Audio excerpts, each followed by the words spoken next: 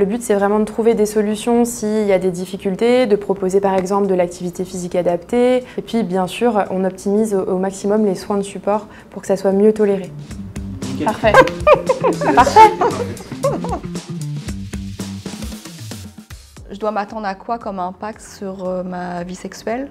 Alors, ça dépend des femmes. Il peut y avoir différents effets secondaires qui impactent la qualité de vie et notamment la qualité de vie sexuelle.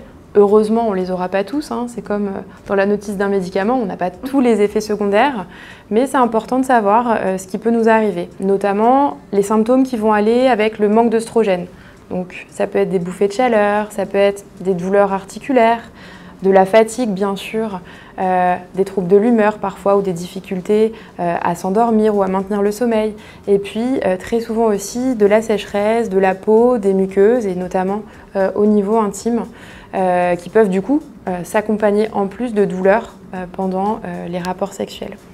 On peut aussi avoir des difficultés avec les modifications de l'image parce que le poids peut se modifier, de la prise de poids, de la perte de poids. Les cheveux aussi peuvent être différents d'avant, les ongles. Et qui dit impact sur l'image et moins bonne image dit souvent aussi une perte de confiance en soi. Quand on se sent moins bien dans son corps, moins séduisant, on peut aussi avoir du mal à aller vers son ou sa partenaire. Et donc ça peut aussi impacter la relation de couple.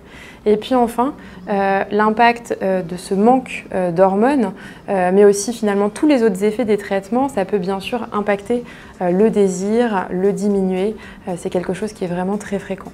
Donc il va falloir qu'on prenne en charge ces potentiels effets secondaires pour maintenir une bonne qualité de vie, une bonne intimité pendant toute cette période. Et heureusement, il y a plein de choses à faire et plein de soins de support à proposer pour optimiser une bonne tolérance de nos traitements.